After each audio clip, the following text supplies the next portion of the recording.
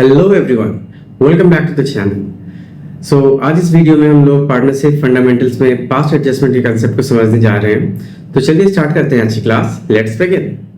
वैसे देखा जाए तो पास्ट एडजस्टमेंट में बहुत सारे कैटेगरीज में क्वेश्चन आ जाते हैं। Like you can say you have different cases. तो प्रैक्टिकली ये पॉसिबल नहीं है कि एक दिन में आपका पास्ट एडजस्टमेंट कंप्लीट हो पाएगा। तो ऑब्वियसली हम लोग इसको कम से कम 2 या नहीं तो हो सकता है कि 3 क्लासेस में भी आपका पास्ट एडजस्टमेंट चला जाए।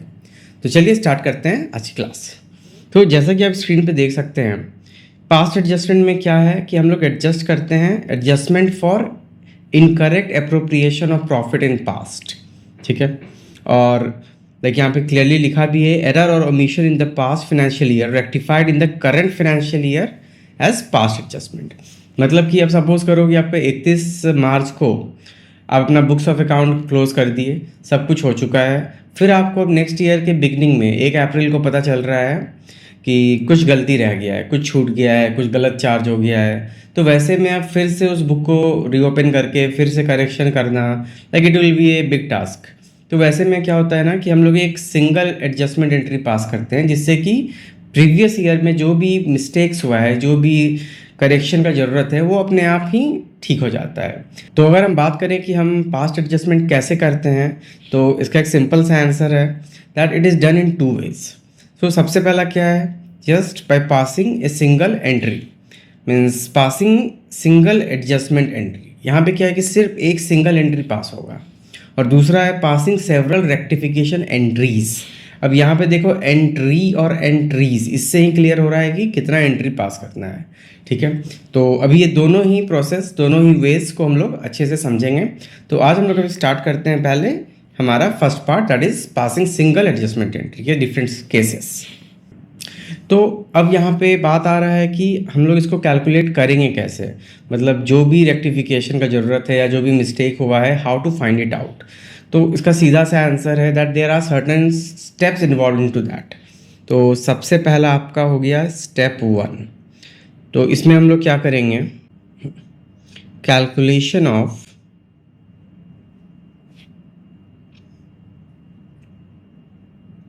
Correct amount. ठीक है, अब स्टेप 2 क्या होगा, एक बार हम लोग कैलकुलेट कर लिए कि जो हमारा सही अमाउंट है वो क्या है, पता चल गया हमें। अब सेकेंड स्टेप है हमारा determine the amount wrongly calculated. उसके बाद हमारा स्टेप 3 है आइडेंटिफिकेशन ऑफ नेट इफेक्ट। तो अब ये नेट इफेक्ट क्या हुआ, मतलब एक तरह से आपका दोनों अमाउंट के बीच का डिफरेंस। ठीक है, और लास्टली यहाँ पे क्या होगा हमारा स्टेप 4,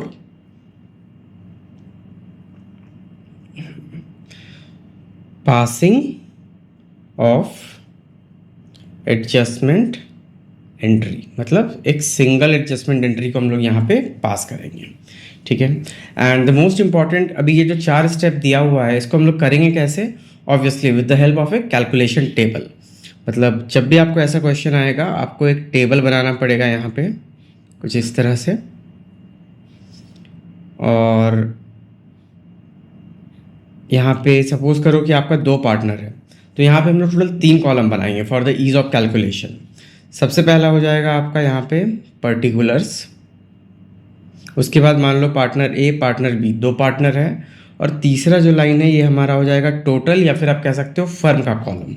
ठीक है, अब जो भी यहाँ पे मेरा करेक्ट है उसका सारा डेटा आ जाएगा, जो भी मेरा इनकरेक्ट है उसका भी यहाँ पे सब कुछ आ जाएगा। अब हो सकता है कि करेक्ट इनकरेक्ट यहाँ पे आपको सिर्फ एक हो या एक से ज़्यादा हो। फॉर एग्जांपल हो सकता है सिर्फ आईओसी का हो, या हो सकता है आईओसी के साथ सैलरी भी दे दिया हो। तो अगर करेक्ट क्या है और इनकरेक्ट में क्या हो गया है, तो दोनों का आपको टोटल जो भी होगा उसको हम लोग कंपेयर करेंगे। और फिर जो भी मीन्स एडजस्टमेंट करना होगा, लाइक किसी को ज़्यादा मिल गया होगा, किसी को कम मिला होगा। तो जिसको ज़्यादा मिल गया होगा उससे हम लोग वापस ले लेंगे, और जिसको कम मिला होगा उसको हम लोग और दे देंगे। तो और देंगे तो कैपिटल क्रेडिट होगा, वापस लेंगे तो कैपिटल डेबिट होगा, क्योंकि सीधा सा बात है, वापस लेंगे तो पैसा घटेगा कैपिटल से। And decrease in capital is always debited and increase in capital is always credited. तो ऑब्वियस सा बात है, यहाँ पे एंट्री क्या हो जाएगा, लाइक सपोज करो कि आपका ए का जो है, ए को ज़्यादा मिल गया है तो ए से हम लोग वापस लेंगे, तो वैसे में हो जाएगा रिटर्निंग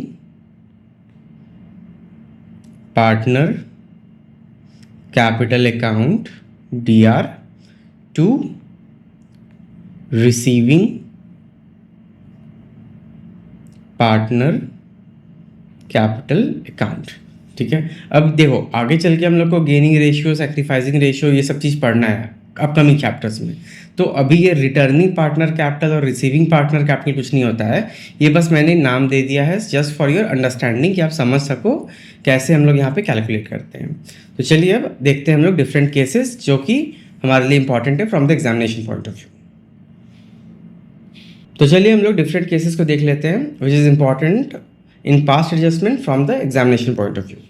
तो टोटल आप 6 केसेस देख पा रहे हो, इसमें से कि ऑब्वियसली 5 केस जो है ये तो अपना इंडिविजुअल केस है, और 6 जो है that is the mixture of first 5। ठीक है, तो जैसे कि यहाँ पे omission of interest on capital, तो ये तो सीधा सा बात है कि मतलब डीड अलाउ कर रहा है कि आपको इंटरेस्ट ऑन कैपिटल मिलेगा पार्टनर्स को, लेकिन पार्टनर लेना ही भूल गया इंटरेस्ट ऑन कैपिटल। तो उस कारण से जो डिफरेंसेस आ रहा है उसको हम लोग यहाँ पे ठीक करेंगे। दूसरा है interest on capital allowed at a lower rate. तीसरा है interest on capital allowed at A higher rate, मतलब मान लो कि 10% मिलना था और वो लोग गलती से 12 ले लिए, या मान लो वो लोग को 5 लेना था, गलती से वो लोग 10 ले लिए। तो वही है कि मिलना चाहिए था ज़्यादा, ले लिए वो लोग लोअर में, मिलना चाहिए था कम और वो लोग ले लिए हाइयर में। तो इस कारण से जो भी डिफरेंसेस हो रहा है उसको हम लोग ठीक करेंगे। उसके बाद है profit distribution in wrong PSR। ठीक है, एंड फाइनली लास्टली क्या है हमारे यहाँ पे, omission of interest on capital and interest on drawing when closing capital is given. तो अगेन यहाँ पे क्या आ गया, calculation of interest on capital when closing capital is given. मतलब यहाँ पे हम लोग को पहले ओपनिंग कैपिटल कैलकुलेट करना पड़ेगा, उससे फिर हम इंटरेस्ट ऑन कैपिटल निकालेंगे, और फिर जैसे हम लोग ऊपर में करेंगे past adjustment with the help of table, वैसे ही हो जाएगा। एंड लास्टली क्या है, इनएडिक्वेट प्रॉफिट वाला केस है, तो इसमें हम लोग को निकालना पड़ेगा हमारा एप्रोप्रिएशन रेशियो। तो ये सब भी हम लोग ऑलरेडी सीख चुके हैं। तो चलिए हम लोग आज एटलीस्ट 2 केसेस को ट्राई करते हैं सॉल्व करने का और समझने का। तो सबसे पहले आपको बोल रहा है omission of interest on capital, मतलब अगर इंटरेस्ट ऑन कैपिटल छूट गया तो क्या होगा। तो चलिए देखते हैं, समझते हैं इस क्वेश्चन को। तो हम लोग यहाँ पे सबसे पहले एक टेबल बना लेते हैं।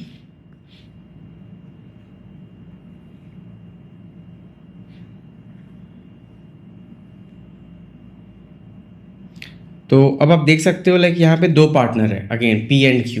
तो मैं टोटल 3 कॉलम बनाया हूँ सो दैट एक फर्म का भी बनाना है। तो यहाँ पे तो हो जाएगा मेरा पर्टिकुलर्स, उसके बाद P Q और ये मेरा फर्म का टोटल। ठीक है, अब यहाँ पे क्या बोल रहा है, P and Q are the partners in a firm sharing profit and loss equally ये लोग बांटते थे। Their capital were 1,00,000 and 50,000 respectively. The partnership deed provided interest on capital at the rate 10% per annum for the year ended 31 March इतना। Profit of the firm were distributed without providing the IOC। तो अब देखो इस simple से case में हम लोग समझ सकते हैं। सपोज करो कि ये है हमारा PL अप्रोप्रिएशन, यहाँ पे क्या बोल रहा है कि नेट प्रॉफिट हो जाएगा कितना दिया है, चलो ठीक है नेट प्रॉफिट नहीं दिया है, मान लो नेट प्रॉफिट आपका कुछ भी है, मैं अभी के लिए 1 लाख ले लेता हूँ। ठीक है, उसके बाद यहाँ पे IOC कितना हो रहा है 10% के हिसाब से 10,000 और 5,000। तो IOC दोनों पार्टनर का मिला के यहाँ पे हो जा रहा है 15,000। ठीक है, तो अब यहाँ पे क्या हो रहा है कि आप देखोगे कि आपका जो डिस्ट्रीब्यूटेबल प्रॉफिट है, डिस्ट्रीब्यूटेबल प्रॉफिट आपका आ जा रहा है 85,000। ठीक है, और टोटल जो है आपका 1 लाख पूरा हो गया, इधर भी 1 लाख पूरा हो गया, कोई दिक्कत नहीं है। ऐसे ही हमारा PL बनना चाहिए था, लेकिन ये लोग क्या किए, इंटरेस्ट ऑन कैपिटल देना भूल गए। तो लिख देता हूँ मैं यहाँ पे profit and loss appropriation account. ठीक है, तो अब सपोज करो कि यहाँ पे आपको नेट प्रॉफिट नहीं दिया है, मान लो मैं यहाँ पे सेकेंड केस 1 लाख के जगह पे यहाँ पे मैं 50,000 लिख देता हूँ। ठीक है, ये हमारा दूसरा ऑल्टरनेटिव है। तो अगर 50,000 मेरा नेट प्रॉफिट रहता तो भी आईयूसी तो कितना होता, 15,000 ही होता। तो वैसे में डिस्ट्रीब्यूटेबल प्रॉफिट 85K की जगह 35K हो जाता। तो आई थिंक यहाँ पे आप एक चीज़ तो अच्छे से समझ रहे होगे कि यहाँ पे जो भी प्रॉब्लम हो रहा है ये बिकॉज ऑफ दिस आईयूसी ही हो रहा है। अगर नेट प्रॉफिट मीन्स कुछ भी रहे, डजेंट मैटर, 50,000 रहे, 1 लाख रहे या कोई भी अमाउंट रहे, हमारा एक्सपेंसेस जितने अमाउंट से बढ़ेगा उतने अमाउंट से हमारा नेट प्रॉफिट भी घटेगा। मतलब अगर यहाँ पे 15,000 का आईओसी ना लगे तो मेरा प्रॉफिट कितने से बढ़ जाएगा, दोनों ही केसेस में, 1 लाख हो या 50,000 हो, दोनों ही केसेस में 15,000 से ये बढ़ जाएगा। और यहाँ पे मान लो आईओसी अगर 20,000 हो गया तो क्या होगा, मेरा जो डिस्ट्रीब्यूटेबल प्रॉफिट है वो 20,000 से घट जाएगा। तो अगर हमको ये अमाउंट नेट प्रॉफिट का ना भी पता हो तो इतना तो पता है ना कि जितना मेरा आईओसी का एक्सपेंस हो रहा है उससे मेरा नेट प्रॉफिट घट रहा है। तो इसी बेसिस पे हम लोग प्रॉफिट को यहाँ पे सही से एडजस्ट करेंगे।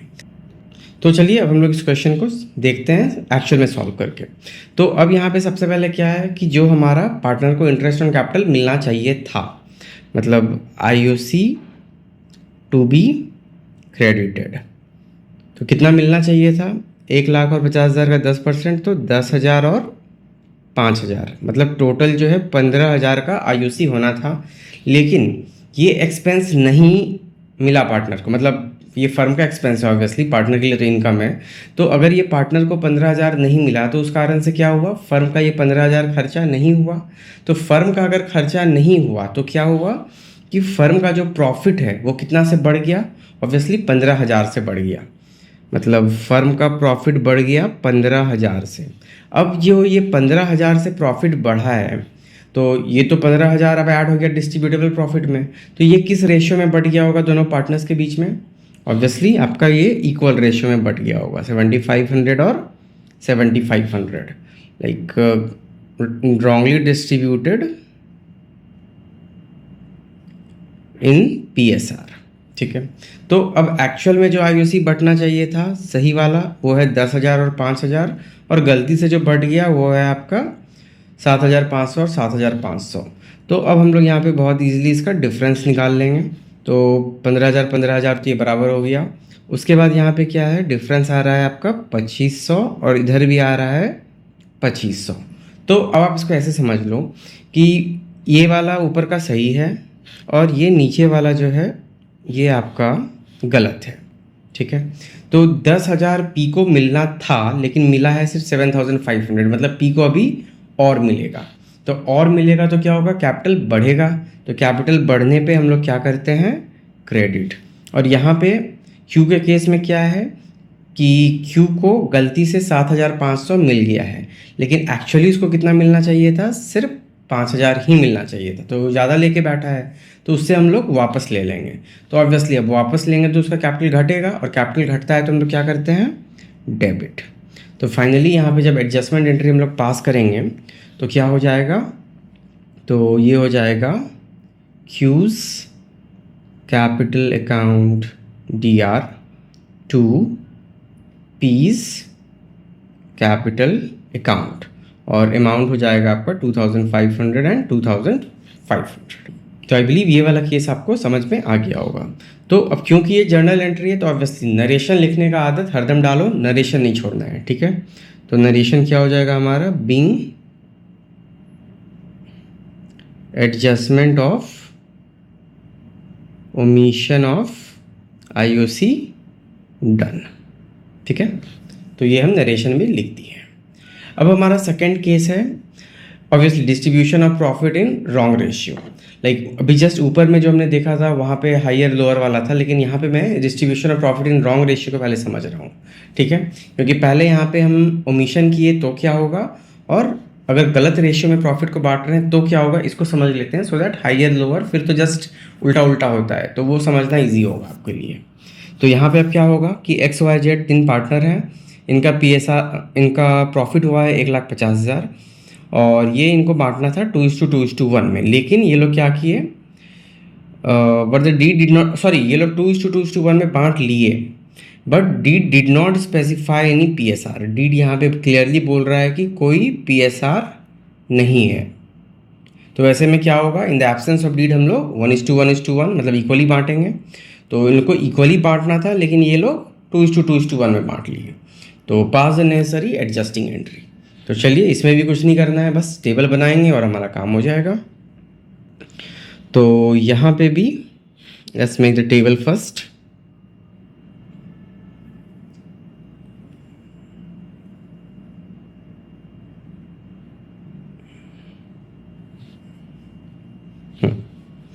तो सबसे पहले यहाँ पे हो गया आपका अगेन पर्टिकुलर्स XYZ और फर्म, ठीक है।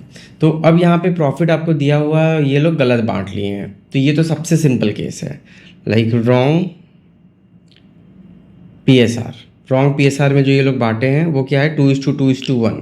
तो 1,50,000 को 2:2:1 में करेंगे तो कितना हो जाएगा, लाइक डिवाइडेड बाई 5, तो 30, यानी कि 60,000 और 30,000।